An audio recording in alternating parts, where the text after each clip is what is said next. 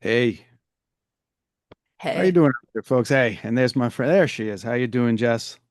I'm lovely. How are you? Lovely. I can't say that. We'll just keep you the lovely one tonight. Uh, That's we we okay. we do have a guest tonight, but not quite yet. Um, First off, this guy's a long time coming here. We've been reading his books. David Musser is the author of several things here. I I'll just beat you to pull it up. Yeah, you did.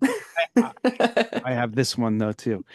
Devil's Well, and the bloody list, the bloody list. Letters from a Serial Killer. He'll be joining us shortly. Now, I interviewed this one here, London Blue. He did this book with London Blue. This is right here, Last Call. You have a copy of that too. I do. I haven't gotten around to reading it yet, but that's my You'll next one enjoy up. it. You'll enjoy it, but that's what's going on. But now I haven't seen Jess in a couple of weeks here. A lot's been going on with everything. You want to tell us what you've been up to? I'll be honest, I've been writing a lot. Well, that surprises me in a good way. I Really? know. I don't know where the inspiration came from, but I have been writing. I just finished my second song that I've been writing. Everything's been on piano. I just started revisiting a lot of my old music so I could actually update it. So we're actually at a point where I can re-record some of my old music and been Wow. working a lot, getting my shit together. It's So been it's in a coming good together. place. It is. I've been stressed, but it's good stress. I'd much rather focus on the music and being able to change the way I write, but be able to be in a good spot while writing, and it not be all pain, I guess. It's more poetic, it's more in depth and light. I don't know. It's a new turn for me. Yeah, it sounds I like like it. it. I'm impressed. Since the last time I talked to you, you were kind of, well, you had finished some stuff. I guess we can't talk about it because we recorded some things. I sent it to you. Don't know where that went after that.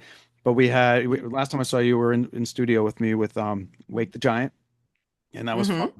Hmm. And you were playing some stuff on your own. Any of that come to fruition that you are working on? So I heard some of it. Yeah. Oh, Yeah, actually. So one of the ones which I'll listen to it one more time, just to verify, but just to make sure I like it. But if not, we can always re-record it coming up. One of them I am actively working on. I want to add more to it and I want to get a solid recording of it. It's called Petty Obsessions, so no one can steal that title. Y'all heard it here first. I wrote that one a long, long time ago. they could try. You Was can that try, but you won't win. yeah, I've come to learn that. So that was like a smidgen of what you recorded here that day. You're not using that recording, or are you using that as your template for the rest of the song? I don't know yet. I want to listen to it again, like I said, and just see kind of where it's at. But as far as a final recording, it like an in-studio recording, it would be, I'd be adding a lot more to it. Pretty much working on it solo as far as adding in rhythm guitar, probably add some piano, some harmonies, things like that. But, for a one take of in-studio recording, I mean, you know me, I like to be raw and, Yes. you know, Spontaneous. Yeah, you've always been yes, spontaneous. Well, it makes sense. And I I try. can't complain every time you do it. I mean, even like you were putting yourself down sitting here. I know that the sound equipment had something to do with it too. That I get that. So, wow. All right. So you've been writing since then. Now are you getting studio time or are you just creating it in your own space? Just in my own space. So this is actually the first time speaking of spontaneity, this is the first time that I have set up my condenser mic since my kiddo was born. So Wow. Okay. yeah, so this is my professional mic that I have that I recorded a lot of my YouTube videos with, and I have my mixer set up here and my piano set up. Now that I'm solo, I mean it's just my room is my music room, so I'm really working on doing some stuff. I just bought a new program for mixing and mastering. Wow. So I'm learning how that all works. It's just an upgraded version of what I'm used to, so it's actually a little easier now. I might actually be able to get a full album of my solo stuff out, hopefully within this year. Well, I'd say you definitely moved forward like you said you were going to. Yep. Yeah. Yeah, I'm determined, man. This I know. This I know. All right. Well, it looks like our guest might actually be in the waiting room right now, so Mhm. we can go ahead and admit him. Just pause for station identification. We'll get right back to you, folks. And thanks for tuning in to David Musser on this one, horror author, and he's got some other stuff going on, but we'll get to that in seconds, and we'll be right back. Okay. All right, kids, we are back, and as I said, David Musser is with us, author, horror extraordinaire, kept me entertained. We into the late hours of the night into the wee hours of the morning. I enjoyed your books. We already introduced them a little bit, but we got them. There's one right there. You want to do that again, Jeff? That was cool. I like that. I'm like the Yeah, showgirl. I'm like, yeah, what's up? It's perfect. I'm in rare form today. I'm sorry, but also I'm not sorry at all. So, that's quite all right. We're all meeting David for the first time, David Musser. Now, I met you vicariously through somebody else, and you know Dave. I'm gonna go grab my props right here. We had your friend London Blue on, and we had this book. We Okay, featured go like this. it. I've begun something. Yes, you have. Yes, you have. And we had London Blue on, and you guys wrote this book together, We did. and it was fun. It was a fun read, Oh, and thank you. she was a great guest. And little by little, I got to know you a little bit. And like the last call, you guys, when did you write this? Is this within 2 or 3 years ago, or is this? 2020 maybe somewhere in there. It Oh, was it goes right back after some. COVID. 2021. Okay.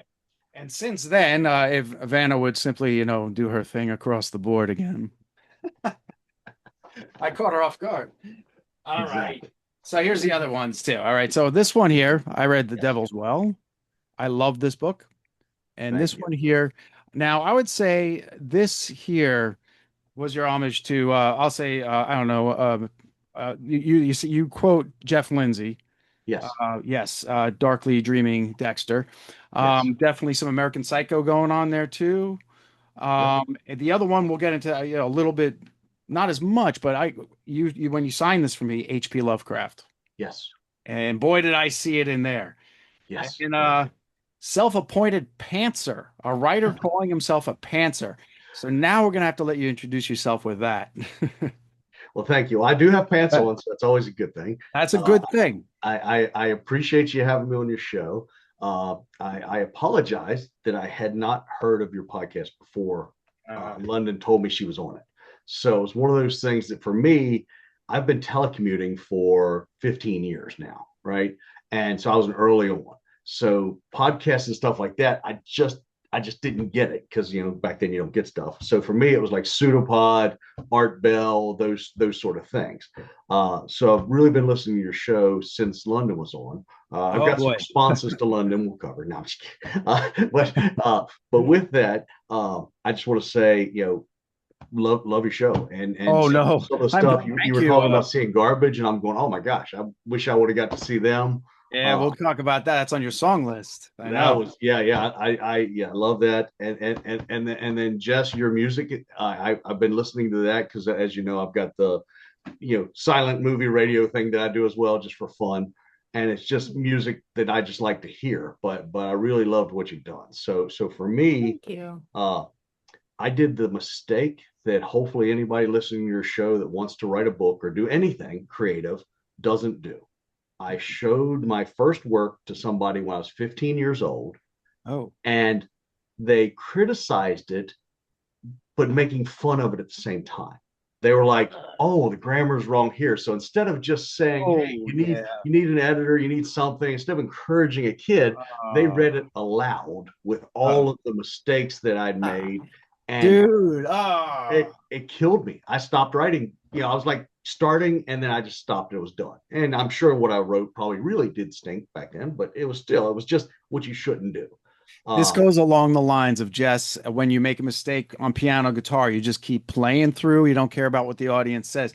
You were looking for a beta reader and you got a grammar teacher, and Oh, that's not exactly. going to It help was you.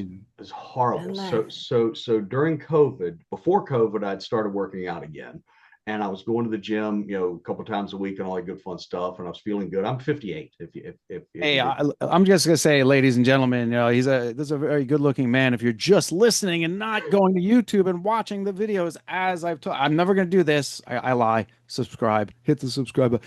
Go to YouTube. You can see us too. But yeah, very handsome gentleman. 58. You got to be kidding me. No, no, not at all. So yeah. So when COVID kicked off, I needed something to do, and I was like, oh, I could just watch Netflix all day long and just veg. And I'm like, I should do something else. I was talking to a cousin, and she has something where she basically, couldn't go outside at all because of it, because of just some medical stuff. So trying to encourage her, and she'd written a like a family history book.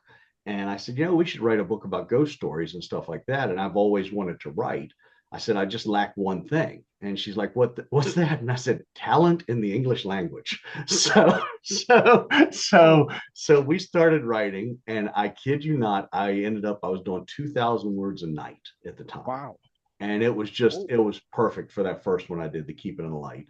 And then she was editing that for me. And that was a supernatural thriller. So I got started with that, and then just sort of move through trying to find my voice, trying to find what made sense to me, and trying not to have all my characters sound exactly the same.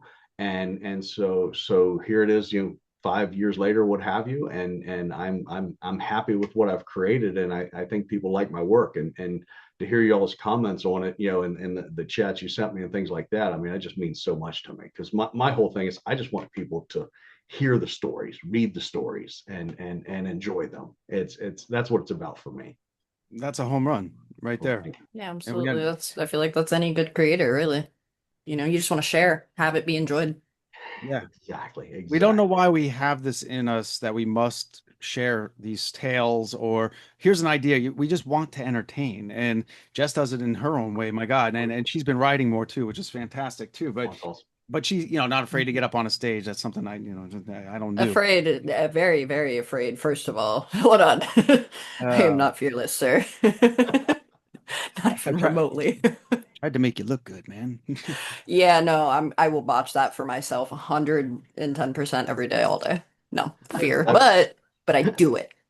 Well, There you exactly. go. I've envied people who can create and do musical things. I don't have that talent, right? I can write, and with AI's help, I can figure out that I shouldn't have 10,000 words in the first verse was the advice I got. It's like, you might want to trim this down some, and all that good fun stuff. So I enjoy that part of it, but just that creative process and getting the stories out of my head is the other thing for me. It's one of those things where I make jokes all the time. It's like people are, the Panther thing. They're like, well, Yes. what's your process and all this? I'm like, I just tell what the voices tell me to do. And if the TV's off in my head, I'm not writing. I want to interpret that for the audience. You're a little. This is where you're different than some of the other writers we've had on here. This pantser thing, and this is self-appointed, right? You've made up the term. Well, no, I didn't come up with the term. Other people have said the term. I adopted Oh, it whole scale. I've understood it in other content, but Okay. so yeah, explain how you're a pantser in your writing. Just that you don't know what's coming next yourself. Exactly. I have no clue. And in fact, for me, it's one of those things that as I'm writing, if in my brain the ending pops into my head, then I lose interest. And I've got more partial stories than I care to admit, because the ending popped in my head that's perfect. And I'm like, oh, this is probably how it's going to end. And I'm like, I know the ending of the movie. I don't really want to watch it while I'm going through it. So I on purpose try to just focus in the moment on those books. And I don't try to force the stories anyway. Mhm. The only thing I've got, a couple core rules. I won't kill pets whatsoever. I 10,000 people can pass away. I don't give a crap. I don't kill pets. The only way that a pet would die is if it was of old age. So hey, that happens. It does. But people, yeah, it's if they wanted to live, they shouldn't have been a character in one of my books. So as far That's as a way animals go, and I've tried to save characters. Like early on in one of my books, I kept trying to save somebody, and it just kept coming around. I'm going, I love you, dude, but you're just done. And so it's like, but for me, I honestly, when I sit down at the computer, I have no idea where the story's going to come from or where it's going to go. It's just here it is. And the first one actually came from something that happened to me. When I was real young, I had about 107 to 115 temperature. I don't know what the truth was. It was God. just, it was back in time where you had your hospital was an hour and a half away, whatever it was, and I was always told it was 107, whatever. And so they put me in an ice bath later before they took me to the hospital. So I was, sickly kid. But while I had the fever, I'm in the bed and I look, and I swear to you, I saw a shadow person walk across the room and go into the opposite wall. Okay. Was it the fever doing this? Was it a car driving by? Was it a dream and I wasn't really awake? I don't know. But years later, I'm driving down the road and I hear Art Bell on Coast to Coast AM talking to somebody about shadow creatures, the Hat Man, and all that good stuff. And I swear to you, I almost wrecked the car when he said, "Why do they always wear a top hat?" Because mine had, and I'm like going, who knows? It could have been anything. But for me, that's where that first story came from, was about, okay, what if they're real? What if they don't want to be seen and all that good stuff? So then the others were, The Devil's Well was one where I'm like, I got to pay homage to Lovecraft because if it wasn't for him, there's a lot of things we wouldn't There, have, folks. right? There it Yeah. is. Yeah, you look at The Thing, you look at Aliens, any monster movie where somebody's got tentacles, we Uh-huh. wouldn't have it, right? And so, Yeah. and even Stephen King, credits him with a lot of stuff. So, Oh so I yeah. just had to pay my homage to that as well. So it's been fun. But for me, a pantser is just where you sit down, and maybe for music too. You don't know what you're going to create, but you just start creating something, and if it sounds good, you keep it. If it doesn't, you throw it in a pile and go to the next one. Oh, I'll for let Jess sure. feel. Yeah, Jess, you feel that one. Yeah, although it's kind of weird because I've also tried writing books and stories, and if I don't know the ending, I don't know where the hell to go with it. I'm like, I don't know. So I'm actually the opposite, but with songs, I have the same thing where I'm like, okay, where's the story gonna take me? Like, if Yeah. I know the end goal, I'm not really interested in finding the lyrics for it anymore. So it's weird how I do both, and it pisses me off with writing that I can't figure it out. I've But with tried. lyrics, Somewhere, it just comes naturally. I guess because it comes from emotion. I don't know. Yeah. somewhere in the middle of both of you guys, I did a whole show on you can't end a good song. How does a good song end? There is no good ending. If sometimes like, if I could pick a sort of a contemporary one, there's tons of them in my head, but like Yeah. you pick a song like Seven Dust, you guys may know the song Black, which was their first release. If you ever listen to the actual the album version of it, it doesn't end. That Yes. the rhythm just goes on and on into eternity. And Exactly. that is a good song. That's a good story. Now, songs, yeah, you got to come between 3 and 12 minutes at some point. So, Jess, And a got to Devere, right? are you killing your babies then too? Like cutting a song at the end? Yeah, yeah. I can't, for the songs for me, right? It's one of, basically I've got a multiple monitors here. I used to have seven, and then I've got a TV behind me or in front of me. And for me, I work in the same room all day long, and I want to have sort of a window to the world. And I found myself listening and watching all these different things, live stuff going on. I'm going, I like this type of music. Maybe I'll throw something up there that has that on it or what have you. But I can't imagine, like, when people say, okay, Dave, give me a synopsis of your book. And I'm like, okay, here's a 30,000 word synopsis of my book. How do you say what's important to read? There you go. Yeah, I do know what you mean. I immediately thought of Jess with this particular book, The Bloody List.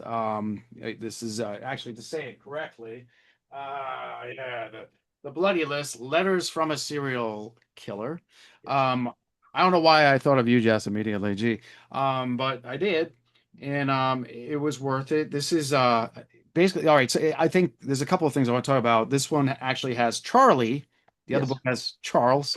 Charlie narrates his killing spree, all the while he's taunting Ellie A., who is an investigative journalist, I think.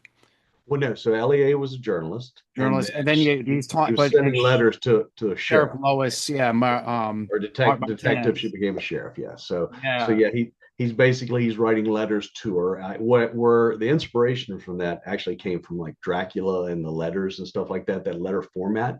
of I course, wanted to yeah, do that, but something modern. And I'm like, an email told from first person like that could be pretty exciting.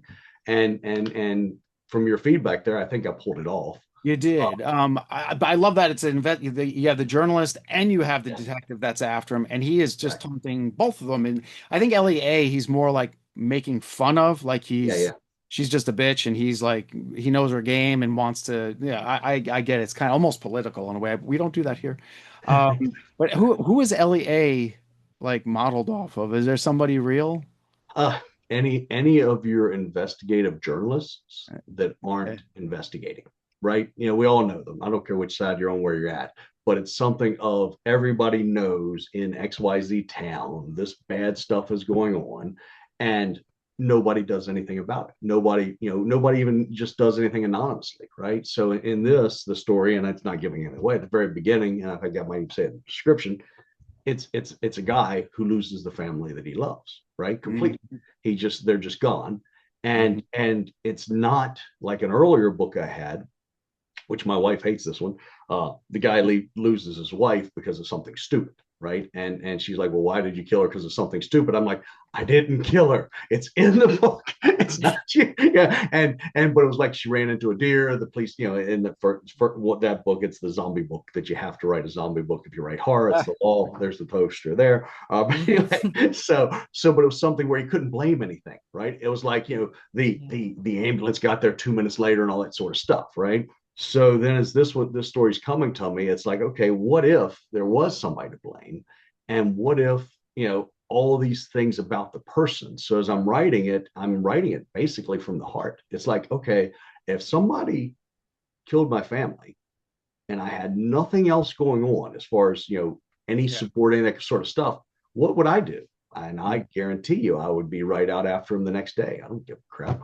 And what I was hoping for in this. So this is the question to you all: did it take you through a roller coaster where you liked Charlie, you liked what he was doing, you're like, yay, and then you're like, oh wait, drive through order.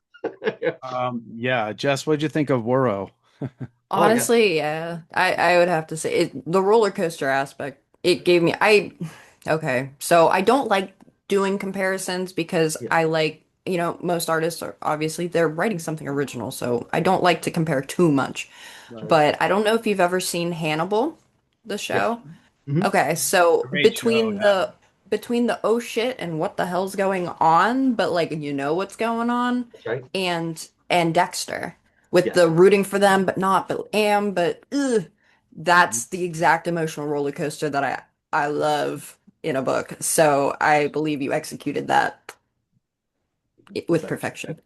that's it. And for anyone who doesn't know, Worrow is the main character's imaginary friend, right? Yeah. He had him early on in his life, and he helped him through his life. And is the imaginary friend real, or Right. is the imaginary friend a god, or is it just the guy's not all there? Whatever you want to say nowadays, whatever the politically correct thing to say is, the guy's got issues. But it's something of where do you draw the line? And a lot of people are asking me, they're like, is he real or not? And I'm going, I don't know. The book didn't end and say he definitely was real or he wasn't, but he knew a Yeah. lot of things that I don't think the main character knew. But so I always ask that question back to people: do you think Worrow was real? So Well, I was gonna add to that by saying, where does Charlie end and Worrow begin? exactly. Like where I relate to this. We all do. We just Oh yeah. don't act on it as good as he did. I like I don't know that I want to give away too much about that because I towards the appreciate that. end, there's like, yeah, I don't like spoilers. I don't like to, especially with books. Yep. I don't like spoilers. But yeah, but for you, where does Charlie end and Worrow begin? Is there a place you can safely say? Not really. I mean, it's Oh, honestly one of those things where it's something of in my mind, Charlie believes Worrow's real.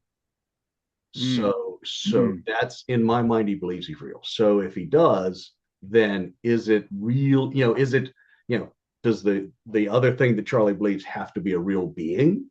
Or is it just, hey, I believe this is real, therefore it is. My grandmother, perfect thing. Show up at her house one day and she's going, Dad, going that Elizabeth, I can't believe what she did. She used a lot more expletives than that. And she's like, what a, and all these different things. And I'm like going, man, who in the world is this?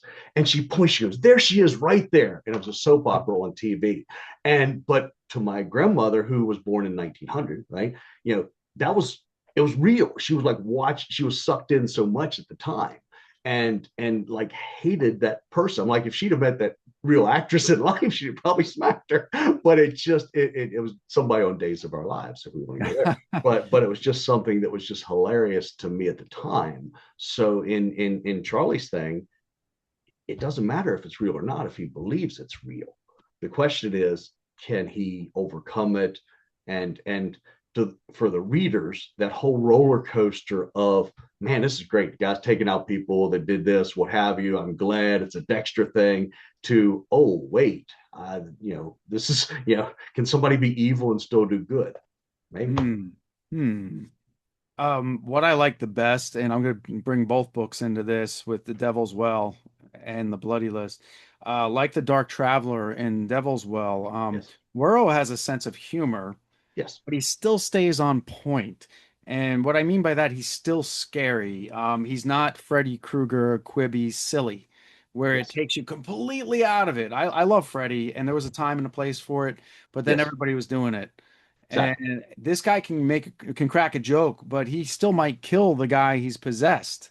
And Yes. in both cases. Yeah. And Yeah. like he threatens their lives as well. I could take you over or murder you whenever I want to Oh, type of thing. exactly. And that's fierce, because you'd think in most cases that's going to shut him down by killing his vessel, but maybe Exactly. not. Well, yeah, and for me, it's funny. So a lot of the stuff I do, I've been in technology. I sold my first computer program when I was like 16. Now, don't get me wrong, it was for like $100 or something like that. So I didn't retire wealthy, but to me, it was a 16-year-old kid getting $100. So been in technology for years. So with all the AI stuff coming on, I'm like, I need something to help me with the books, but I don't want something to write my books. Why am I going to write it? And why would I do that? So the very first thing I found was something out there called Silly Tavern. Hmm. And D&D people have caused the end of the universe. Everybody thought it was going to be Terminator and all that kind of stuff. No, with Silly Tavern, you can actually upload a personality to the AI. And so it's like where you can even do it with voice, where you could ask a bartender a question, and the bartender has a personality, it has a history, it knows, oh, I've been slinging drinks for years and I hate my life, or I love what I do, etc. You upload a personality. I'm like, Hmm. this is awesome. So I uploaded my book to one of the different ones out there completely. Since I have the copyright, I can upload things. And I said, I want to make the personality profile of all of my characters in the bloody list. And it's like, okay. So it made those profiles. So I uploaded it. And for the detective, it was, the conversations were more about, hey, how can we stop him? How can we do this? And that sort of thing. And for Charlie, I felt bad after the first question because I said, "Hey, how are you doing?" Because that was just, in general, I'm not asking a lot when I'm trying to test the tool out.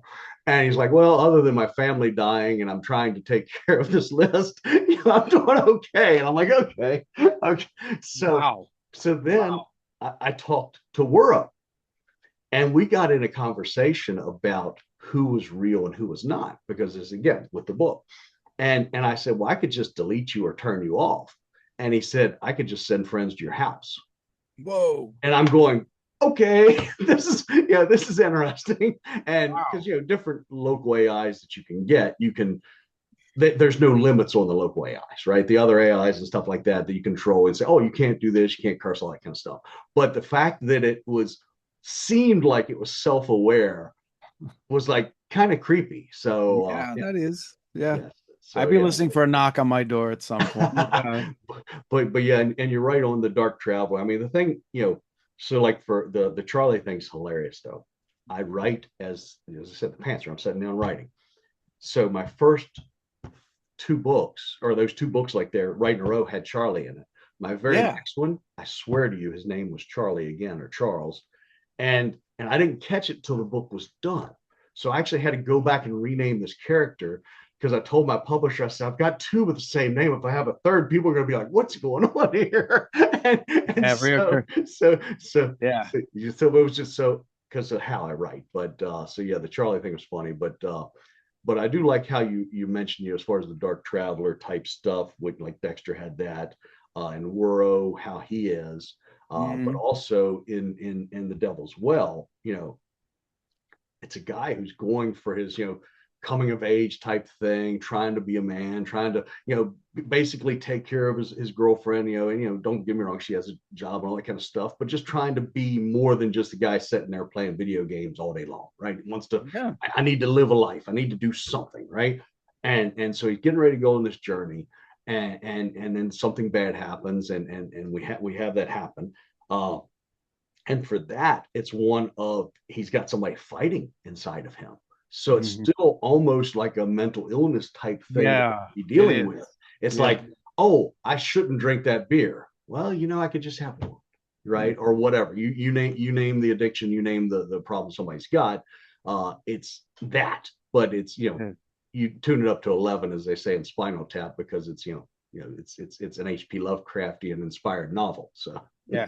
And he gets taken over by this thing. yep, And I don't want to spoil anything because you mentioned what helped you, what inspired you. You went with yes, movies like John Carpenter's The Thing yep. and Invasion of the Body Snatcher. So you're going Yeah. otherworldly. You're going otherworldly. I didn't know if you wanted that out. No, no, it's perfect. I don't know that I say it in the beginning of it, but by Pretty quoting close. craft, people who know are going to know. And what was interesting on that one, the reason it's called The Devil's Well, which I didn't know Mhm. that there was a movie at the same time. I'd Yeah. already sent it to the publisher. I'd already sent it for the copyright and all that good sort of stuff. And then I do a search on it after it's out, and I see the movie. I'm going, I should have came up with a different name, but oh well. So it's not the movie. I wish it was. Love for somebody to do a movie of one of my books. Yeah, that one in particular, it runs like a screenplay. It's really good. Like I could see the movie in my head while I was reading that one, Well, and it's exactly. it's horribly tragic too. And it's horrifying because of its. Do we say it's where it comes from, where he gets possessed Yeah, by it? yeah, yeah, yeah, yeah, yeah. Water, drinking Well, water, like from a well. Jess, yeah, that's exactly. horrifying. And you know where and I I think I told you completely in the agree. chest, but the inspiration came from that, where I'm at a gas station and I look over and there's like 15 different types of spring water in the gas station things. And I'm going, if something bad happened to one of those, right, is what I'm going in my head. And so then when I sit down to start writing it, I'm thinking at first it's going to be somebody poisoning bottles or something like that. And it went into the alien direction. I'm going, okay, this is cool. We'll keep going with this. Yeah. But he has a limp at first, and that part of it was actually part patterned off of somebody I knew. So I do put people I know in the books. It was somebody that it wasn't an enemy or a friend. It was just somebody I knew. But it was one of those things where he always thought he couldn't do more than he could, type thing. Hmm. Right. So Hmm. that's why I was thinking this guy's going to try to do this. He's going to try to get up that mountain and all that good fun stuff. And then bad things happen, and at first he thinks it's wonderful, the aftermath of it, right? Because it's like, wow, and then it's like, whoa. Yeah. Yeah, it's terrifying. And the fact that it was like it's emotional because he's in a very good relationship and they're very tight with each other and family. You brought family into it, Yes, and that danger alone kind of changes the game always. yes. You feel for everybody, and a lot of writers forget that part. You want to feel for these characters, good or bad. Oh, You got a lot of feeling, and you build those relationships the whole way through, and that's what a good writer does. They don't say, her eyes are blue and she wore a white dress, and and she drove this car there. No, like little by little, you get these images, and boy, and you even get an image of, well, I'll say creature, but it's yes. still within a guy. Right. And yeah, it's terrifying. Really well done. And I kind of go between Poe and Lovecraft with some of your Thank writing you. there in both books that I read. I Well, three appreciate if you that. count all three. That's A lot awesome. of Poe and yours, yeah, yours a lot of Poe. I noticed. I don't know if that was. I have a big question here for you, real simple too. What was the first book or movie that got you into gear? Like you're like, oh, I got to create this. I don't know that I had that moment. I'll be honest, because it's one for me where D&D was what I first started writing, right? So because I was writing, and that's the one somebody made fun of. So I don't know that I'll ever write another D&D story ever again. But for me, So it funny. was I've been there, my friend. at way too of an early age, my mom had me watching horror movies. Now at the time, it was Dracula, it was Frankenstein. In fact, the little figures back there of the Wolfman and Frankenstein. So it was those sort of things, right? Those types of characters got me into the monster type stuff. And then when I started writing, it was straight the shadow people thing. I mean, that was my first book. It was one where in that one there's a character, it's a girl, she's getting ready to go to college. And so my daughter at the time was getting ready to go to college. So hey, there's some inspiration right there, and scary stuff and all that good stuff. And with that, these shadow creatures in the book become attached to different people for different reasons, right? And in the story, if they touch you, they basically steal your life. You basically age right in front of it until you're gone, type stuff. And it's one of those, because what I was thinking as I'm writing it is, how horrible would it be if you were afraid of every single shadow in every single room you went into? I mean, just look around right now, even just under your desk, there's little teeny shadows. Oh, So absolutely. so that fear of shadows got me into that.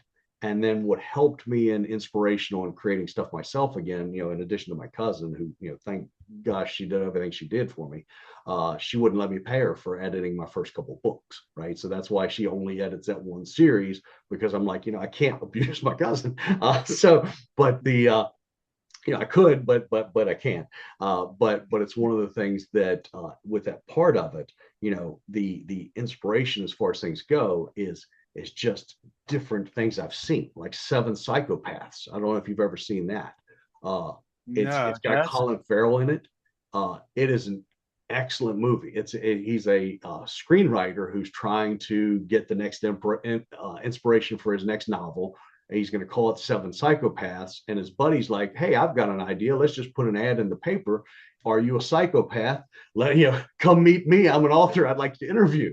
And it just goes. Christopher Walken's in it, and just the differences in those characters on the psychopaths was just amazing. And wow. so How did I definitely miss watch. that? Yeah, Seven Psychopaths. I love it. It's not a fast burn, right? It's not one of those things. It's more dialogue driven. But yes, Seven Psychopaths, that was a favorite one. And the other one for me, recent movie, is it's I think it's Nefarious is how you pronounce it. It's the one where if you ever saw Boondock Saints. Of course. Yeah. Yes. Yeah. So the one of the gentlemen from there, nice guy. I can't think of, yeah, Sean Patrick Flannery. I actually took Yeah. notes Mhm. before the call. He's one of Sean the Patrick two Flannery. leads. Yeah, and Yeah. he is he's amazing in it. And it's almost like a one-person show type movie where Mhm. he's possessed, he's the devil, he's something. And as soon as the lawyer comes into the room, he's like, before you leave here today, you're going to kill 3 people. And the lawyer's like, yeah, right. And it's really good. So Wow. those types of character driven things is what I'm hoping for. And then the emotions. I heard you talk about Big Tony with London, and Yeah. I loved Big Tony. I mean, he was Yeah. just such a sweet guy, and I knew a Big Tony once, right? His name was Oliver, but it was one where he told my mom one day. This is when I was like 9 years old. He goes, yeah, he goes, I got a letter back from the Air Force. They liked my plane designs. And my mom's like, oh, this is great, because you didn't know back then and all this stuff. Well, he brings them into the store, and the letter was beautiful and all that good stuff. They were crayon drawings, Oh, and wow. somebody had taken the time to thank him for those designs and Oh, all wow. that. So there was just something a little bit wrong with him, and it was just something that, he was a great person, nice guy, and all this sort of stuff, but he just wasn't, he just didn't have all he should. But it was one of those things that he had a happy life, and that was what made, was great about him. So I tried to put some of that in Big Tony as much as I can influence any of my writing. So Yeah, Big Tony featured in The Last Call. Yes. That's one. Jess has a copy of that too, so we'll see what she thinks of Awesome. that one too. I don't know if she got to it yet, but do you have Fortunately something? not Do yet. you have something for him? I see you that brain Um, thinking over I there. know. I know. Well, every question I have, you're kind of already knocking out, man. Which I That's mean is a great thing. You're doing the job for us. But You're doing good. You should keep us up, David. I yeah, know, keep it I up. Keep know. talking. It's been happening a Keep lot rolling. lately. But So, no, I mean, I'm a big inspiration person. I always like to know, the processes, whether it's music, writing, things like that. So my question for you is, what types of things do you do that get you in the mode to write? Like, does it just kind of come out of nowhere and you're just like, oh, gotta sit down, it's happening? Or do you have like you know, get the ambiance started, light some candles, I like stuff like that? it's not as good as the ambiance, but I do have to limit the distractions. Yeah. So being a creative person, I actually created my own editor for writing now, right? So instead of Microsoft Word and Google Docs, because there was just too many buttons. All I want is bold, italics, and maybe not even bold, just something for the headings and italics and quotes is all I need in my editor when I'm writing a novel because I just want to focus on the words. So for me, that's the key. Is just focusing on the words.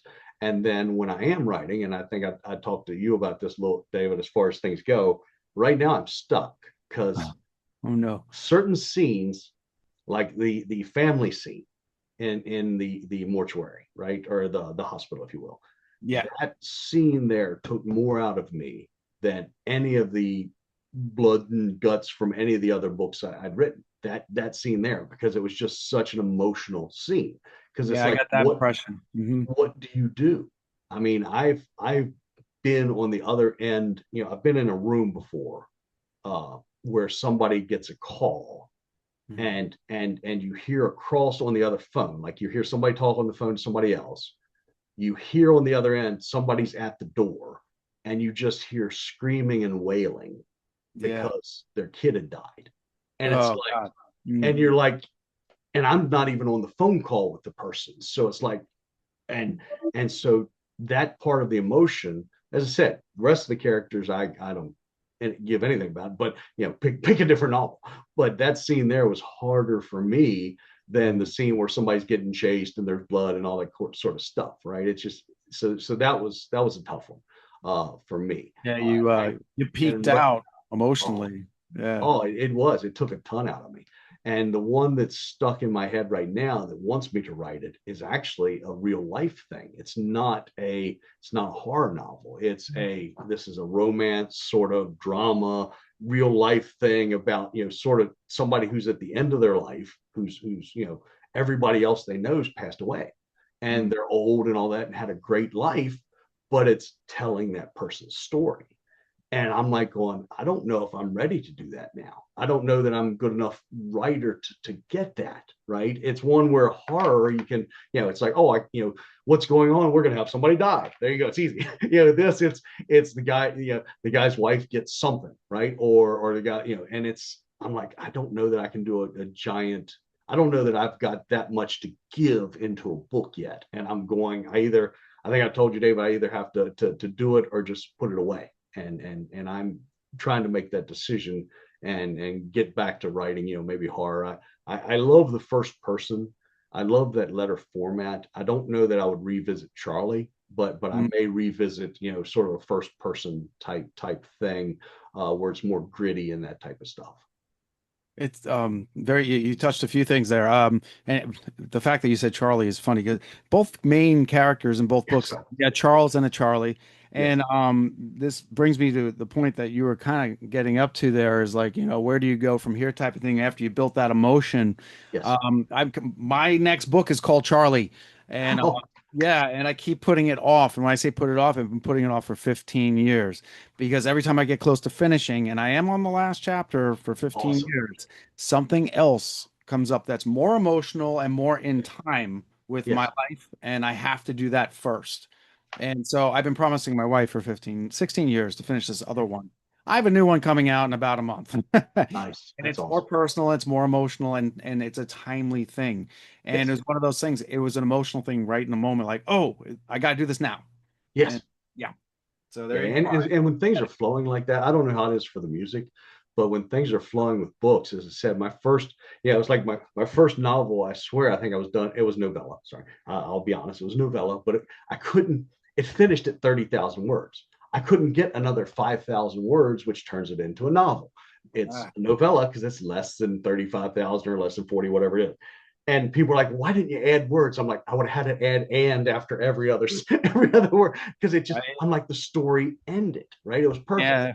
And but I did that in like 3 months, and then I did the next one in a couple months, the next one, and then the next was like a year, and I'm going, wow, that one, yeah, because I'm like going, with the bloody lip, excuse me, the Devil's Well, which was first, that the family scene in the car, right, where it's the emotions of that. It's you've got a girlfriend, fiance going trying to find her love. It's those types of scenes that takes more out of you than the other stuff. There was fun in that too, though. I loved River. Did you like River in that? Yes. Yes. Very much. I Very much. liked I River. swear that was a real person.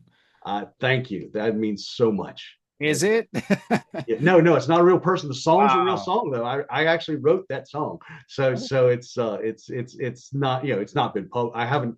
I don't think I've put it in any of the stuff I'm doing. It's just one of those things. It was just fun to write those lyrics, and for everybody on the line, basically the main characters on a train ride with somebody. The guy's got his guitar.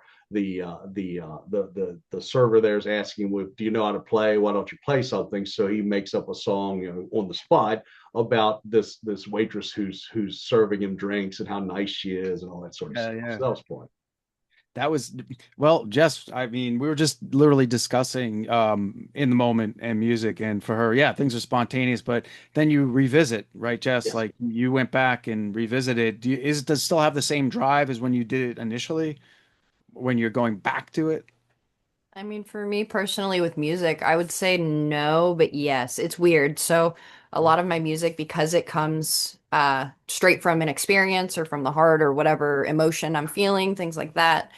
Um, a lot of it I can write in like 10 minutes. 10 minutes, song's done. I'm just like, bleh, word vomit. Here it is. This is my masterpiece, and I'm going to not play it ever again. But revisiting them, it's like I have a sense uh of what is it? It's Exorcism. reminiscence. Yes. Yeah, kind of, yeah. But I'll sit there and reminisce about memories and the feeling I had when I was writing that, or whatever mental health problem I was dealing with at the time. And Yeah, I'm we all like, have. Yeah. ooh, let's not go back into that place. But I'm still able to separate that and do something different with it in a more creative aspect, if that makes any sense. Yes, it does. Um, so I don't Like know. It's not easy. It's repurposing, not, like yeah, repurposing, reformatting. Yeah. I love it. yeah. But it's very hard to not want to change the lyrics. That's a big piece. It's like, oh, well, I learned a lesson from this experience. How do I keep that experience and not write a new song, but not change this song either, right? So I have to come up with sounds and emotions that come out of the music instead of the lyrics, which is really hard for someone who's a lyricist and not like Yeah, doesn't work with melody and music, like instrumentals. It's tough. But well, you're not the same you, right? That's the way I look mm-mm. at it. So like even when after the episode you had and when I knew it was going to be on the show, I went back and I reread The Last Call, and I'm sitting there reading some of the stuff like Big Tony and things like that, and all that, and I'm getting sad. I'm going, oh man, this is I love this guy, and then with Jude and the doctor, I'm going, oh, I hate that guy there, and so Yeah. but I knew those guys, right? I knew those people, right? The people that are like, oh, I'm just drinking vodka, nobody's gonna know, right? I can do whatever, and and as long as I can do, I knew people who would be drunk practicing the different things that police would do for the roadside drug tests or drunk test, and they're like, oh, I can pass any drunk test there is. And I'm like, yeah, back then it was bad, but yeah, it's one of those things that you put a lot into it. But I love that when I hear somebody saying that they went back and you didn't rewrite the words, right? That to me means a ton. especially as you look back at old books and stuff like that. It's like, maybe I could have took it this way. It's like, nope, not going to do it. I'm going to stick with what it was, and maybe I improve it a little bit, whatever, but not change the meaning. You got more on that, Jess? No, I mean I have to agree because that's the importance of what you write, right? It comes from a place, it exists for a reason, it's an experience. I feel like any writing in general is a time in your life and it's a memory, right? Yep. It's like, okay, this happened, this exists, let it be. Now, if you want to change it or to revamp it or whatever the case may be, that's where I find that appreciation because it's a new perspective as opposed to, oh, this memory is wrong, right? Yeah. It Yeah. never existed. It needs to be changed. So Right. there's like a fine line between those two, I think. But, it also depends on the person. Some people are like, well, I was real wrong about that shit, and then just completely, wipe it away. So it Well, just some people depends. some people Yeah. have growth. Yeah, I don't know what that is. I've never had that in my life. Yeah, no, I'm more like, I'm gonna reflect instead. Hey, there you go. I'm going Yeah, to steal that. go for it. Oof. I've witnessed. I have to elaborate on this because I witnessed this in person with Jess and her dad in this room right here, where her test group was us on a song, and she brought tears and brought. I've seen the reaction that she gets when doing something like that. With you, when you have a beta reader or whatever, like, do you have any trepidation with your folks, family? And well, we'll say friends that you let read. Do you have any trepidation when you hand something over to them? And or do you more know who about the you're more about the sex scenes than anything else. okay? Because Well, it's like, that yeah, yeah, and like now there wasn't any sex in my first novel because again, right. Yeah. but it was one where it's a supernatural thriller. But some of it I was telling from the perspective of this girl going in college. And my daughter told me, she gave me the best compliment without knowing she did it. She goes, "You're not supposed to know these things." And it's like, because I'm doing what's going through this young woman's head, and she's like, "You shouldn't, how did you pick?" I'm like, "Just your dad's genius." Now I'm like, the words just came out. It's all it's the typewriter, but or actually it's the computer, but still. But it's one of those things where yeah, it's pulling it in like that, and then some of it you have to take inspiration from real things too, right? Whatever they be, Yeah. whether it be horrible things, good things, what have you. The bar in the bloody list, Yeah. that was real. Everything except for stalking the reporter was real. And that was my life when I was about between 21 and 25 years old. There was a local Mm. bar I went to, Merritt was there, Stephen was there. And every time I walk in the bar, it'd be, "What up, Dave?" Every time, every single time. Wow. Both of them have passed away. Stefan, he's still with us, thank goodness, and he's doing well, still a bartender. So, but it was just that was my sort of home away from home when I was, young, dumb, and thinking that going to a bar 3 times a week was a good thing to do. I'm not against that. It's just it's like, at the time there was different reasons and motivations for doing that versus just enjoying the moment, enjoying the people. That's the only thing I would criticize my younger self is I should have Oh, I taken more get it. time to enjoy it. Oh, I know. Yeah, I've been getting a little more loose with what I'm doing, and I've also found that I, in my later works, I'm writing something now without any sex, drugs, or rock and roll at all, and no profanity to challenge myself. It ended up a good story doesn't need it, No, and you're right. I had to prove that to myself. Right. Now I noticed too. This is big. Back to the bloody list, and Yes. Jess, you give a content warning Yes. for your readers in the beginning, and I'm wondering if that was prompted by like an earlier experience or like the three of us have offended people with our creativeness. Let's face it, Yes. we have. I know I have, and I continue to do so, and I always will. Yes. Yes. And Jess, I'm sure music wise, you've been questioned, or lyrics, I know you've been questioned growing up and the things Oh, you're doing. yeah. Please. Listen, some of the things I wrote as a 15-year-old should not have come out of a 15-year-old's mouth, but I did it without profanity because my dad was always there watching. Hey, there you go. But the stories, and I was really good with metaphors and Okay. associations of things. So yeah, I've definitely either pissed some people off or told some truths about my own perspective, or just really, been very raw about experiences You let and them have it. I know. mutilations You and let them things have like that. Good. I was very honest. I still am very honest. Just a Mhm. little more appropriate considering my, child and stuff. I try to be, a little more on the mom level now. It- But yeah.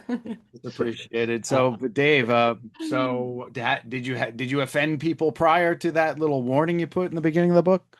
yes and no. So Oh, so so okay. for me, the way so I started off as an independent author, right? Because I'm just doing it myself. Because I'm like, I'm hearing all these horror stories about people going, "Oh, I submitted it 3 months ago. They want revisions, and then they decide they don't want it."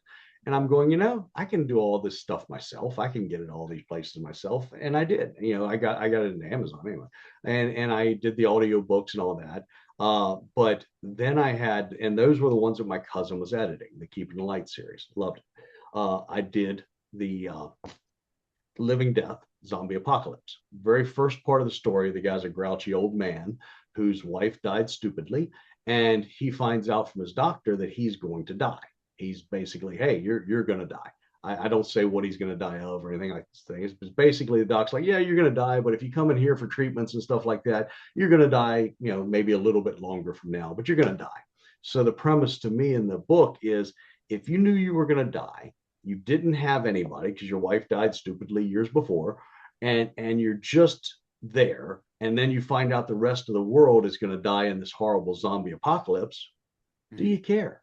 Yeah, do you really? And so I was trying to see if this guy at the end of the story would care.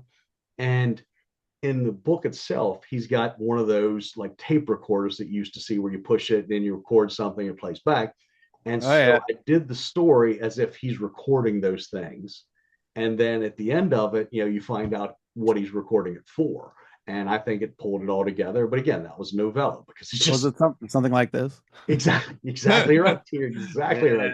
Yeah. And I Don't always leave wanted don't leave home without it. I always wanted to have one of those to do something with. And I started using my phone for it, and I can't do it. I'm like one that whole thing Yeah. of getting ideas and hearing it later, it just didn't work for me. So Well, here's the other problem I have. I am post-it man. Look at these post-its. yes, love it. These are like whole chapters I Oh write, man. That right? looks like my work desk. You should, that is my work desk. And it Yeah. comes, I stick it in my I love back sticky pocket. notes. I get home and I come home with all this in my pocket. Like, Oh, that's yeah, funny. that's a Oh, problem. so we were going for on the warning. So because the warning I thought Yeah. was hilarious. I hope you liked what I wrote. But anyway, so with the zombie apocalypse book, one of the reviews I got on it was, it was, this is a man who's too old to date the woman he's dating in the book. He's a horrible man, horrible human being. I'm going, really? Okay, it's end of the world. You're going to care how old two people are that are dating. And they were both of age, but he's like 50 some years old. She's like 19, whatever it was. And all that good fun stuff, right? And because the world's ending, who cares? But also, they said, somebody else said, I think there's a story here, but I just can't get through the words. And they're like, the grammar and all that is just horrible. And what I'd done is I'd went and got a cheap editor off of one of those website type things, and they edited the book. And evidently, I have dyslexia, right? I, I Whoa, barely I, wow. I barely understand the English language. I don't see tense when I'm reading. So the editor that I wrote for myself, I can click a button and it'll read the sentences off for me, right? So that way, as I'm writing, I'm like, okay, here it is. The way I'm using AI is have it send the words from a paragraph to AI to identify if I've got any like inside of quotes, which is dialogue. You can Mhm. have something that's past, present, future tense. The rest of the narrative needs to be whatever the book is in, present, Mhm. past, what have you. None of the other tools out there do that. They don't distinguish between those. And I'm like, I got back one of my books from a different editor, and they're like, yeah, I fixed everything and made it all past tense. And I looked, and like even the dialogue had been changed to past tense. I'm going, really? Okay. I'm like, you just no. So long story short, I got a different editor for the book. The guy did a great job. He actually interviewed a serial killer before that. Oh, shit. So that's because he's one of those people who writes for like the big magazines and stuff like that, sort of goes around the world writing stuff. And one of the things that he'd written was like an article about a serial killer in Japan. Brilliant guy. I can't think of his name off the top of my head right now, but after he edited the Zombie Apocalypse again, uh, he said, I think these are good enough to submit to my editor and to my publisher. So that's when they introduced me to Next Chapter Publishing. And yeah, it's not one where they pay you in advance and all that good fun stuff. I don't have a car out here waiting for me to get the next one out, but it's one where, my books are available now on Amazon, Barnes and Noble, any electronic website that sells books, you can get my books at now. Great. It's just amazing to me. And the only thing I do is the audio books is one where they were a little bit slow. And Mhm. I have somebody I've been working with for years now. He did the bloody list. That's what I said. If you like audiobooks, I'll send you those. And Will Toolin, great guy. Yeah, I saw his name in there. I was going to Yeah, ask you about him. yeah, Okay. he's an actor as well, and just a great guy. And he really brought Charlie back to life. But he brought Charlie to life, especially Worrow and things like that. So you'll really like that. But it's one that, as part of that, in that first review, as I'm writing this, I'm writing about a serial killer. The book is called A Bloody List. And I'm going, I've got some other topics in here that people may find offense to. Why don't I just say, hey, you might be offended on this, but so remember it's about serial killers, so give me a break type stuff. Well, now we get into the therapy part of our show. Yeah. Yes. Jess is very familiar with this. The fact that you have dyslexia, really kind of it kind of brought this whole thing up with me just in the moment right now because we do talk therapy on here. Oh, Um, so does this do double the amount of therapy to get all this out of you because you're overcoming this as well while you're doing? I mean, this sounds like a huge mountain to climb to get your thoughts out there. yeah, it's one where, and that could be why I can't plot, right? I think it was the guy who writes Huh. Goosebumps or something like that. He was talking about he plots everything, and like even before he, and again I think it was him, but even before he starts writing the story, if you will, he's like everything's done in all of the works that I've done before to plot this whole thing out, and he's like the only thing I'm doing really is putting it together. And then for me it's one of, when I try that it just doesn't work because I don't read the way other people do. I miss words. In fact, my cousin, she's like, hey Dave, there's something missing between this chapter and this chapter. So for dyslexia, some of the symptoms of it is you think you've told somebody something before, Oh, wow. but you didn't. So my wife's always like, you didn't say that. And I'm like, yes, I did. And it's like, I wish I could just do play back the tape because I know I probably didn't say it. But in the books I've seen where it's like, hey, the guy gets in his car, and then the next thing the next paragraph is like, it was a great drive, if only this did. And she's like, did you mean to skip that? It's like no, I didn't mean to skip that. Just my brain sort of fast forwarded ahead. I Uh, get it. I get that too. Yeah, and then I didn't know that was a dyslexia thing because like I have ADHD and man that I mean, oh man, constantly. I'm like my memory is not not on like par, but I'm also dyslexic, so I didn't know that actually was an association. it could be. I've never been. I was officially diagnosed with dyslexia in the 70s, 72, 73, something like that, whatever it was. And at the time, it was really cool. I could write forward with this hand and backward with this hand at the Oh same my time. God. I can't do that anymore. I wish I could because it was a cool skill. But it was one of those things that, for me, the hard parts are, consistency of stuff, right? So the editor I created for myself, and it's not something I'm trying to sell. It's just like I use it. It's one where I can listen to the books. In fact, in The Devil's Well, the evil character's name, right? The traveler, whatever you want to call him, his name is mentioned a whole ton of times. And the electronic voice that's reading it back was really just butchering that. And I'm going, if I ever have somebody do the audiobook from that, I might have to strip out some of those because it was just, it's like Xanadu's. And it was like, oh my God. So for me, it's one of, I have to listen to it. I caught some of the editing from one of my first audiobooks. I caught it after it was in an audiobook form. They get in the truck, they're driving down the road, and he gets out of his Mustang GT. Same paragraph.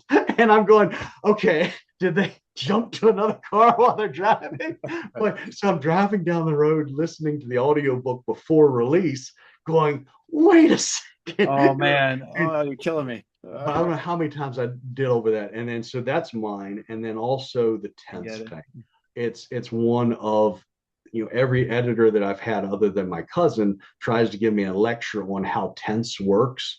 And I didn't know there was something called, present uh perfect presence or perfect present and all whatever it is, all the grammar things out there. I don't know any of those. I just write a story and then I want somebody to put it into a format that humans can read. So Mm, that's my goal.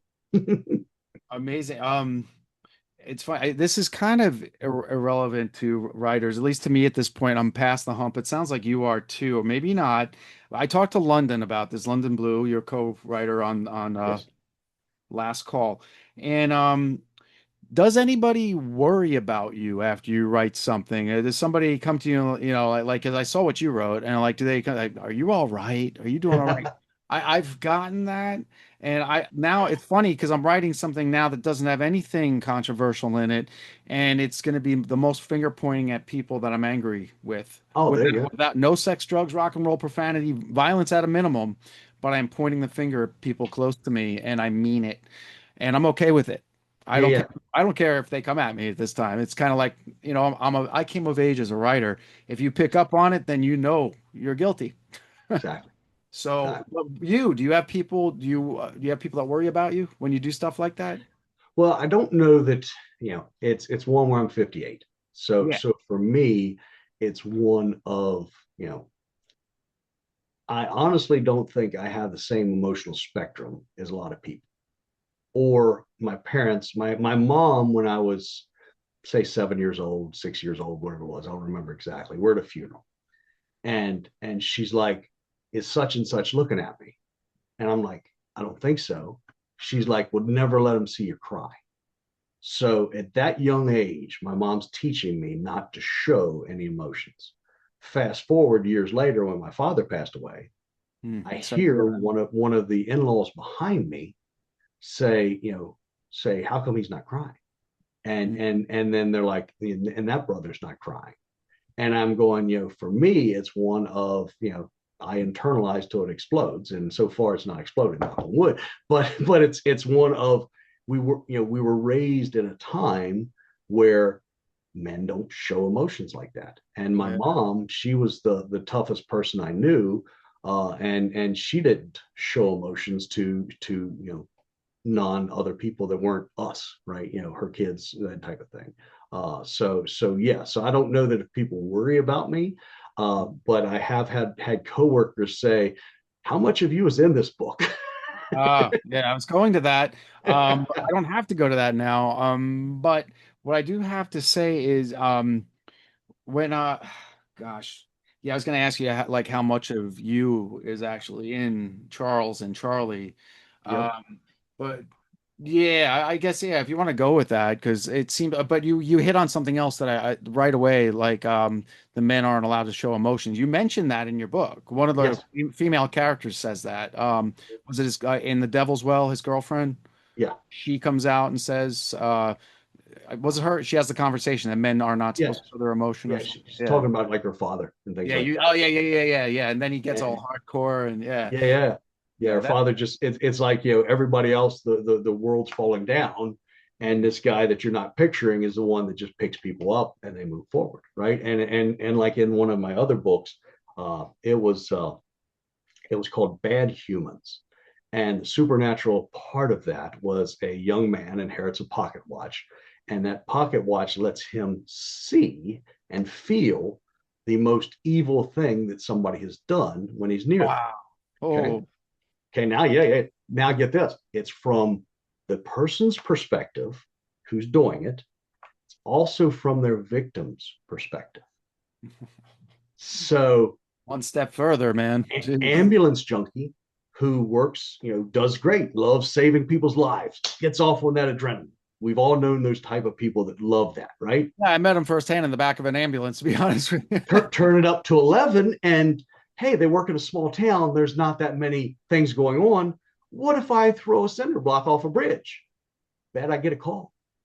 and describing that scene of this person, how much she enjoyed the anticipation of her pager going off, putting her pager someplace fun so that the vibration of it type thing, right? Knowing that it's just sort of the jolt through her whole body type thing when the pager went off after she'd thrown the brick off of the overpass.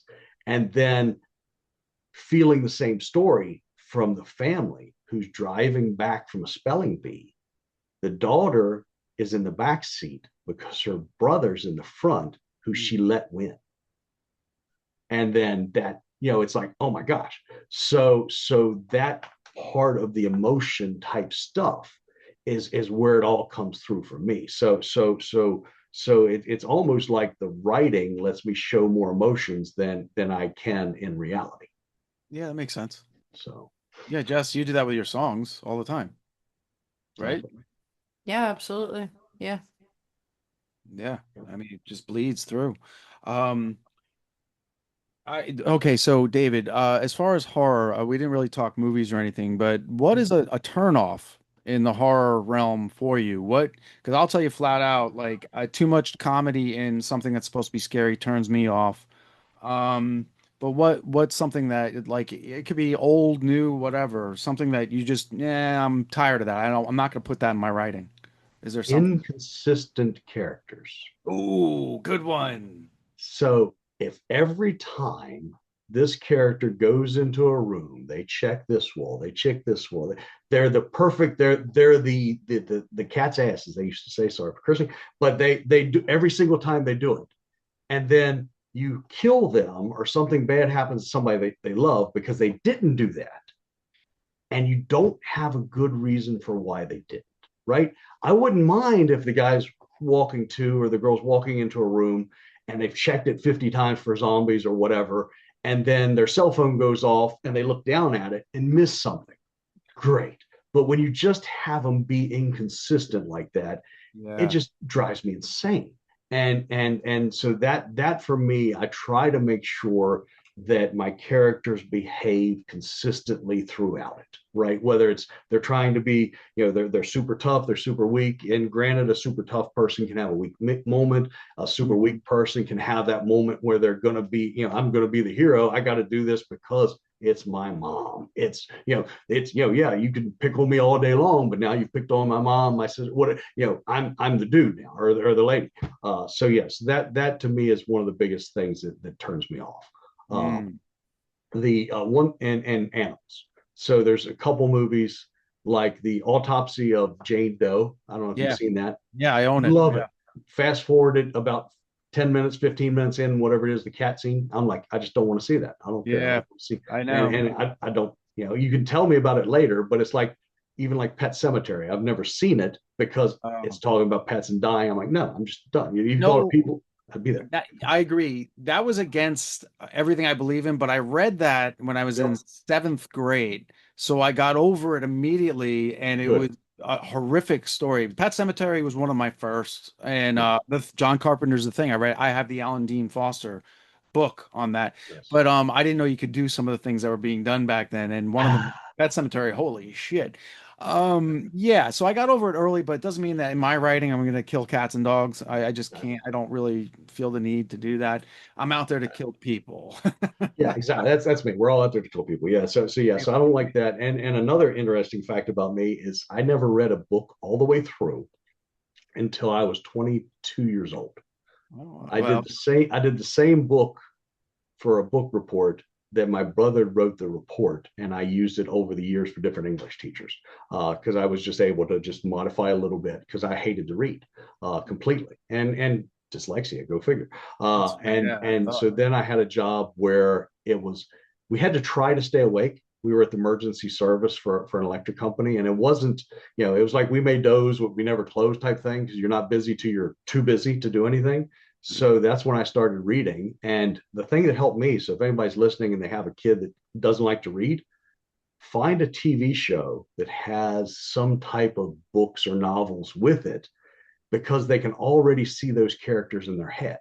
So for me, it was Star Trek. And so I knew what Captain Kirk looked like. I knew what Spock. And so by starting to read those, next thing I knew, I'd read 500 of them or however many of them there was at the time when I stopped reading those. I'd read them all. And then I'm like, oh, let me try horror. And so then next thing I knew, I had a bookshelf full of books. And I'm like, oh, this is awesome. So that's how I got into reading, was just, and I tell everybody, find something that they like as a movie, TV show, whatever, so they could see the characters and maybe they'll find a love for reading. Who knows? Yeah, That's a good absolutely. idea. You actually brought up Goosebumps. R.L. Stein, he was one of my favorite authors Yes. growing up. And that is a seriously big thing. And that also helps unlock the imagination more as you're older, because then imagery becomes such a big part of a writer's life. Exactly. If you can, yeah, I mean, yeah, you get it. Exactly. That's Yeah. And for awesome. me, the imagery, and I think I told you this in the chat. So when I was a kid, I had those fevers and stuff like that. I was what, wasn't a quite quote unquote bubble boy, but I was basically in what they called a croup tent at the time, where you're in a tent, there's all this oxygen and moisture coming in so you could breathe. And in front of me was a TV set. And so I was just watching TV all day long from the time I was probably 2 years old till I was able to not be inside of that. So just TV and those images is. And so when you said in the chat, when we were talking, that you saw it like a movie, I'm like, oh, this is awesome, this is Yeah. perfect, Oh, this is yeah. exactly what I wanted people to see. So I've written screenplays for other people, and oh well. yeah, it just kind of I have that ability. I can write a scene, and your books, like I mean, this could easily be adapted to a screenplay and be very Awesome. very formidable. I want to hit on because we do talk a lot of music here, Yes. and both books have, and Yes. I'll show this to our studio audience. You got a playlist. I don't Yes. know what they can see there, but they can see there's lots of good stuff. Yes. The Immigrant Song, Led Zeppelin, Ghosts, Sugar House, Thunderstruck, AC/DC, Send Me an Angel, Scorpions, that actually came up today. Whip It by Devo. There's some of I love it, Comfortably Numb, The Joker, Steve Miller Band, No Rain, Blind Melon, She Hates Me, Puddle of Mud, that's something else. Blitzkrieg Bop. I mean, you have a lot of great songs here that yes. I write. I always promote on this, a lot of bands send me music and stuff, and I talk about who got me going. And a lot of music is motion to me. So if I'm writing a Yes. scene where there's a lot of motion, I listen to the tune. So that's the Devil's. Well, you got that. And the Bloody List, you've got a Yes. great song list too. I think this one actually wins. If you had to do a throwdown, and Yeah. Yeah. I'll show them real quick on there. If they can pick up on that, they can pick up on that. If not, I mean, I can't believe you went to Dax to be a man. Jelly Roll, Save Me, Halfway to Hell, Yes. Jelly Roll, Wild Thing, Sam Kinnison's version. Yes. That's very Yes. specific. Highwaymen, the Highwaymen. Johnny Cash, Ghost Riders in the Sky, Spirit in the Sky. All right. One Way or Another, Blondie, classic. Yes. Bad Moon Rising, Magic Bus, Chapel. But I mean, this right here, you got your soundtrack too. Yes. In fact, that's so for me, when I get serious and ready to write, if we go back to that question earlier, Yes. the music list comes first now. And I was reading somebody's novel one day, and at the end of it, it said it had, here's my music list. I listened to this while I was writing this book. And I'm like, that's awesome. So as I'd be riding down the road and a song would come up on my playlist, I would be like, okay, I'm going to add this to my book list. I'm going to add this. So as soon as I get enough, then as I'm writing, I put that on my playlist, and that's all I listen to for the next hour while that's when I'm in the writing mode. And I luckily haven't had one that took me 15 years. But if I was writing that book, now but in all honesty, I would make myself, that's all I would listen to until it was done. Yeah. Uh, in my very first book was Mastodon, Blood and Thunder. There you go. Oh, good So, stuff, man. so Yeah. pull that one out. That's a good one. All Oh, right. I love like that. that. Oh, rest in peace. We just lost one of them. Oh, Yeah. That's and then another one in one of my other books, it was somebody who was trying to get back, right? He had an accident, all this sort of stuff. And it's about demon possession, that sort of stuff. And his whole thing was he had the song Click Click Boom stuck in his head, oh right? yeah. Yeah. And so I wanted to turn it into something where it's, I just was able to do a squat, no weights, but I was able to do a squat. I was able to walk up 3 stairs, right? Because he's getting back from that type of accident. And it's like, but in his head, when he fell, he heard click, click, boom, right? Because it's just the bad stuff's going to happen. And that's one where I asked the editor and asked the publisher, I was like, okay, am I going to get into any trouble by saying those three? Those words, and they're like, no, as long as you're being respectful and all that sort of stuff. And so thankfully they haven't come after me. But in my mind, if one of those gets turned into a movie, they would use these as the soundtrack, because that's exactly what I was listening to during it, right? And because music is just so critical. I mean, for me, it's I listen to everybody, and lots of people say that, but I can tell you, I like Aerosmith, I like Jethro Tull, I like Clarence Carter. I used to listen to Clarence Carter all the time, Patches, Stroking, all that sort of stuff, wherever you want to go. So once I have that playlist, and maybe that's the problem for the latest ones, I don't have the full playlist. So maybe that solves the whole thing there. But yeah, no, music plays a huge part in it, and because if you can tell people, and now that you can tell people things before the books come out, my picture is somebody actually listening to that playlist while they're reading it. Yeah. It'd be a good Yeah, I did the same thing. And like you were talking about D&D earlier, I'm going to revisit that because I'm working my way towards the fantasy sci-fi stuff now. And nice. my first book, I wrote in 92, and it was a D&D adventure campaign, and I wrote it down. 400 pages later, I had a pretty good story. It Yes. needs a lot of work. It's all printed out in a loose leaf somewhere, and it's on floppy, that's a whole nother thing. Oh That's yeah. not the 15-year-old one. This one was further back. Yeah. It was all based, each chapter I had a song that inspired the chapter, That's awesome. and yeah, I constantly listened to it. And one of them I stuck with me with the first actually published book I have. You remember Metal Church, the band? Yes. Yeah, Watch the Children Pray was the entire that actually inspired almost the entire book of The Nice. Fall of Tomorrow. So yeah, that would be on the soundtrack if I could do that. Well, this is a part of the show. We've got to ask you, what's your favorite horror movie? Do you have a favorite? Do you have five favorites? So yes. So five favorite horror movies. Uh, Oh, that was easy. seven. I don't know if I can go five, but Seven Psychopaths is just, I love it. And maybe I'm stupid, but I love it. So check That's it out. on my radar as of right now. I don't know about Jess, but I bet it is. The very first. So there's also comedy horror, right? It's meant to be comedy. Have you ever seen the movie Student Bodies? Yeah, I own it on VHS. That was the very first movie that I bought on Amazon when we got Amazon Video, and I love it. The breather Hilarious. and The breather, yes. going to that roll top desk and picking out the paper clip. I mean, you can't just. Doesn't he kill somebody with an eggplant? Yes, he does. He kills Yes, he somebody with does. an eggplant, kills somebody with a Um, horse head bookend. Jess, you got to ask your dad about this one. Bob will know about Yes. student bodies, and if not, probably Tubi has it. Maybe if it was ever, Oh, yeah, Okay. you can get it on Amazon or Tubi. Yeah, The you it's, know, eggplant, right? you kill somebody with I'm an hearing eggplant. y'all right. yeah, Okay. student. Eggplant. The movie is Student Bodies. It's shot Mhm. from the killer's point of view, and all he does is breathe really heavy the whole time. It's really funny. Funny. Oh man. Is Got to this get the like kid with the gum. So It's a spoof. Yeah. so is this like parallel to Rubber? Y'all remember Uh, that? Except we're going back to the 80s. Yeah. yeah. Ooh. I saw Robert the Okay. Tire. Yeah. Oh, I The love Rubber. Oh yeah, It's such a Rubber good. was awesome. the thing I love about this at the very beginning of the movie, it said last year 17,000, 17 horror movies were made, whatever it was, and all of them made money. So this is, it's like, here you go. That's our whole reason for it. So yes, I love that. Another one that's kind of funny but has scary stuff. Slither. Oh, I love Slither. It's I own that too. Oh, that's a good the, one. So good. the So mayor. When Oh he's, man. that's just the best scene ever. That's And I love that. And then they, right? They is great. Yeah, the yeah. You mean you're I don't know talking that one. Roddy Piper. yeah. Oh, they live. They live. They live. Sorry, they Yeah. live. No, And they is good too. They is Yeah. Wes Craven. Wes Craven's that. You're exactly right. I like that one too. And then of course, big influence would be The Thing, right? Thing. All the different versions of it. And the Oh. latest one, I didn't think they did that bad. I mean, there was a couple of things that I would, but I because enjoyed people are like, it. oh, it's better than first. I'm like, no, it's not. But it's enjoyed like Kurt Russell's. I liked it better than the very beginning one. Yes. This one was good. I enjoyed the movie.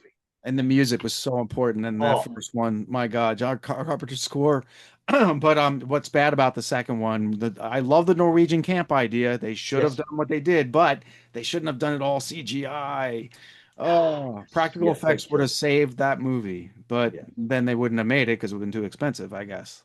Yeah, and I then don't know. Bruce, I would lose the Bruce Campbell fan club if I didn't say Evil Dead. So there we go. There you go. All right. Because I mean, you got to think that movie when it came out, right? And don't get me wrong, there's a ton of other movies out there. I was talking to my Sure. daughter the other night about, oh geez, Jack Nicholson in The Shining, right?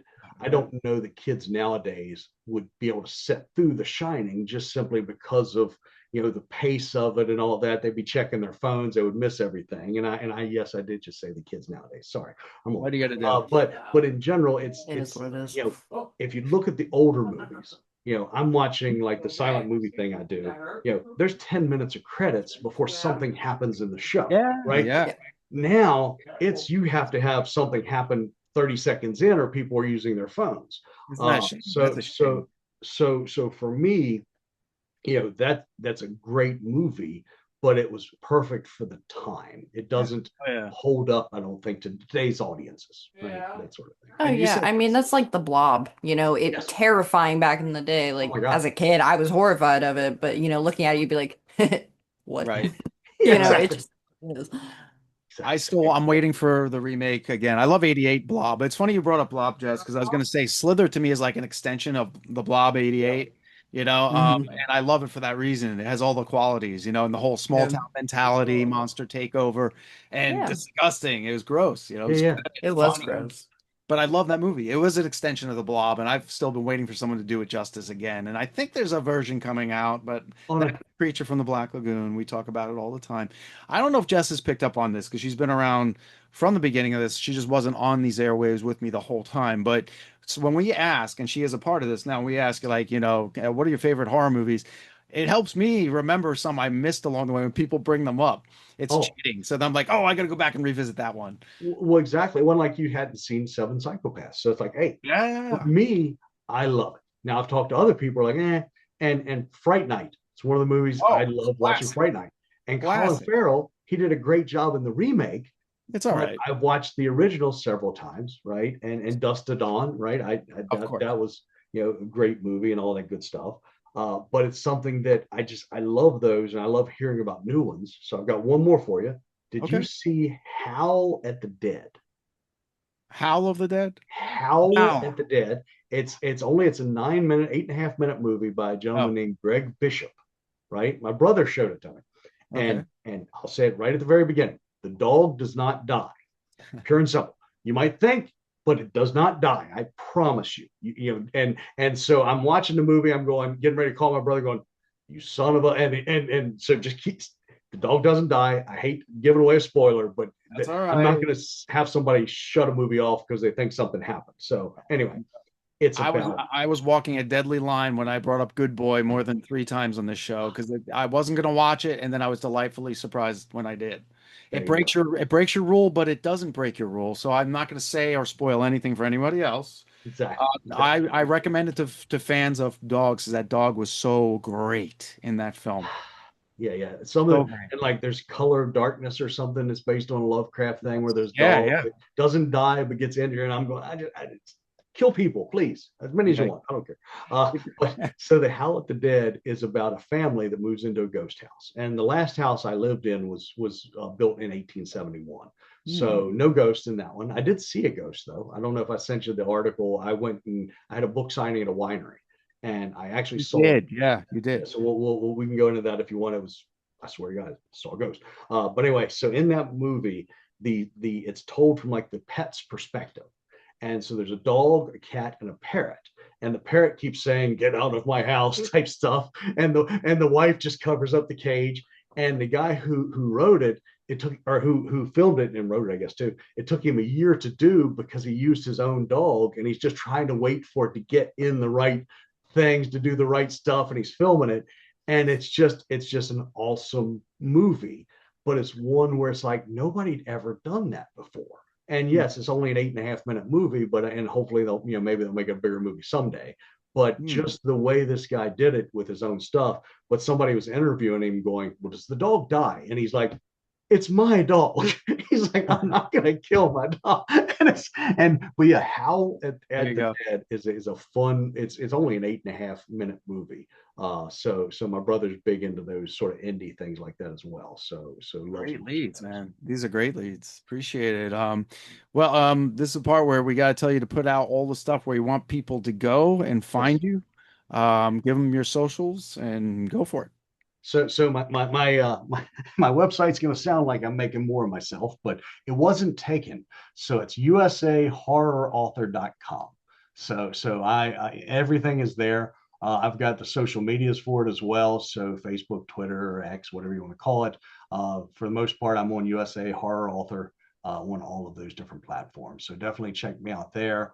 I've got audio books and as well for most of them, I've got a couple that I'm still doing. I'm still having real humans read the audio because I think humans need jobs too, and they Thank you should for that. do it. Yeah. And it Yeah. sounds better and all that good fun stuff. In fact, if I download a book from one of those different services and I hear the computerized voice, I get rid of that book. I'm I'm like, nope, out. I don't want that. Yeah, I I'm get it. out. I've done that 4 times at least now. Awesome. And with Burning Ball Publishing, that's who I'm under. We had live real people doing the audiobooks. I'm not sure if that still is. I hope it is. Yeah, I know yeah, on mine it was. So that's exactly. something I need to look into. I agree with you on that. Yeah, and then I've always been an old movie fan.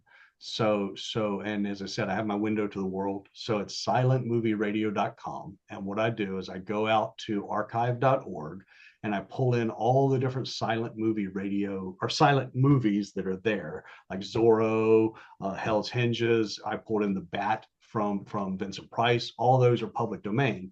Now, Vincent Price, that was actually a talking movie, but still public domain. So I converted it so it was all captions. And then I have like a smooth jazz track in the background. And Nice. yes, I am one of those people who can't sing, can't carry a tune, but I can write. So I'm using an AI thing, but I say right there, hey, the music's AI generated. You give me any artist that wants to help me on that channel and do it, I'm 100% with you. But I can't afford to pay for it. But it's got where I've got 6 hours or 10 hours. I did a workout one, which is great. So like while I'm working out, it goes through the warms ups and all that good fun stuff. So silentmovieradio.com. Check it out. It's just something fun to have on your YouTube while you're doing other junk. Wow. Very unique. Very cool. Yeah, it was just something fun. I mean, again, I needed something to watch myself, right? Because if not, I find if I don't give myself something structured to watch, then I'm looking at it. And I don't want to look at it. I just want it there. And then I Mm. want to hear that music. And I tried to do the music where it was all sort of encouraging somebody to do something, sort of that where it's, hey, you're a good person, you're going to get through this type stuff, but still be where it's interesting to just have running in the background. How cool. No, that's very unique. I don't think we've had that yet. I Awesome. don't There you think. go. Jess, I'm not going to forget you here. You got some stuff going on, so give out your socials if you want them to go there. Oh, real quick first, Yeah. Jess, Yeah. love your Yes. music. Just want to say, Thank because you. one of those things, you probably saw a whole bunch of people looking back in time in all your different profiles and stuff. I promise I wasn't stalking. I was just going, oh man, that's a great song. I love that. So No, yes, no, I it's appreciate it. great job. It was one where again, I'm Stalkers are welcome here. Yeah. yeah, No, no.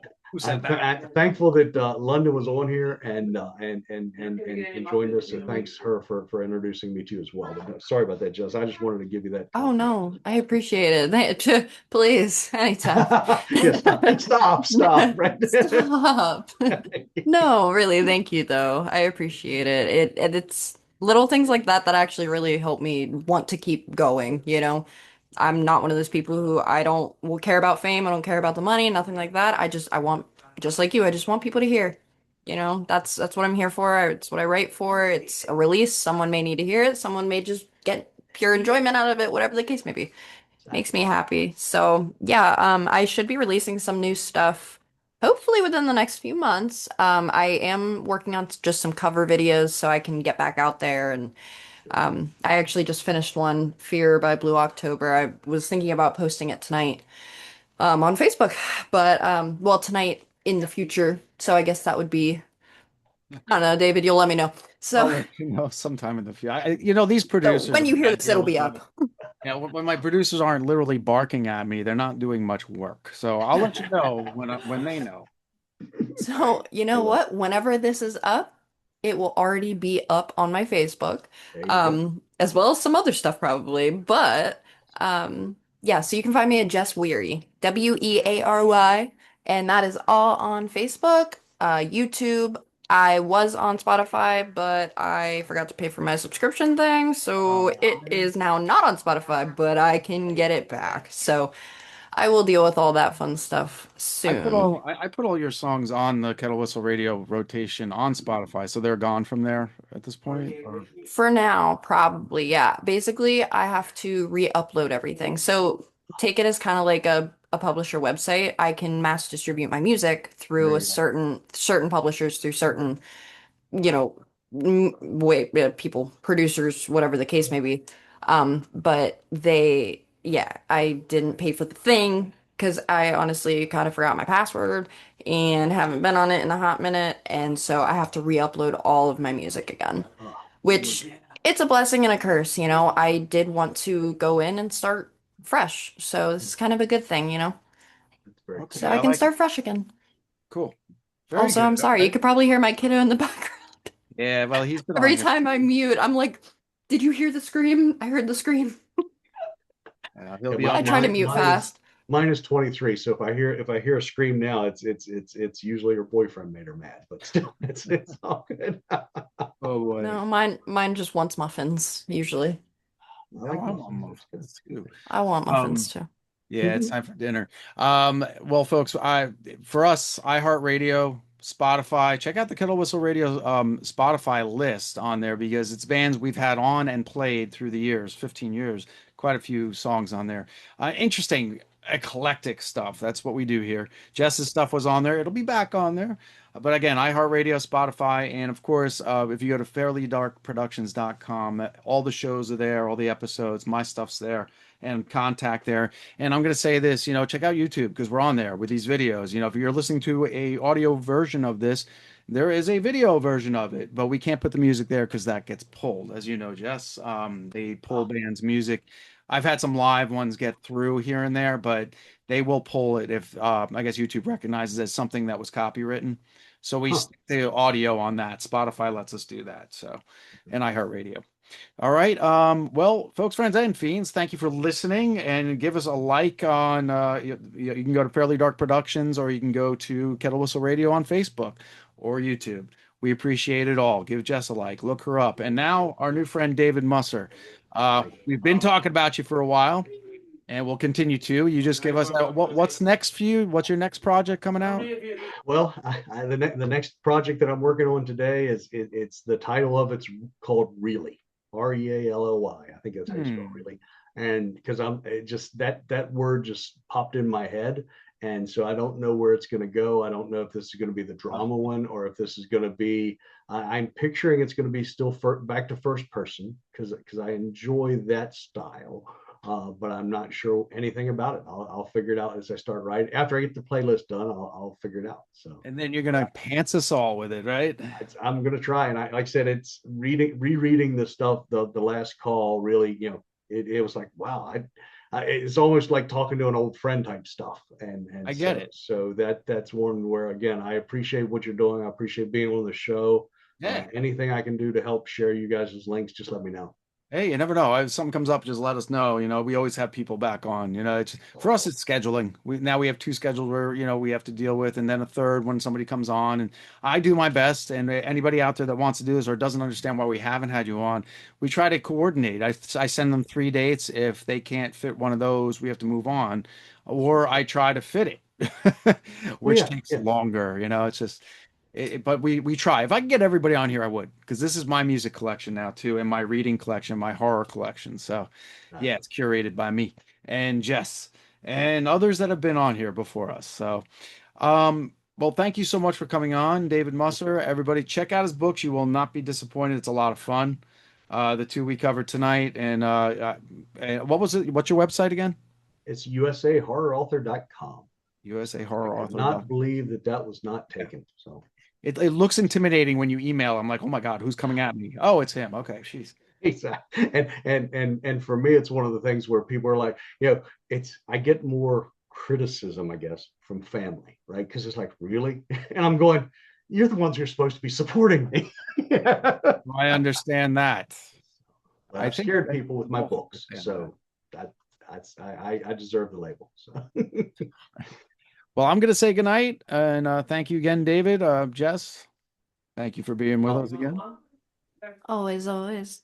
thank All you. right. All right, kids. We're gonna go to bed. No, actually, we're gonna go eat dinner right now. All right. I'm gonna Have a get good some night. muffins. You know what's funny? I've got homemade muffins in my fridge right now that I'm thinking about.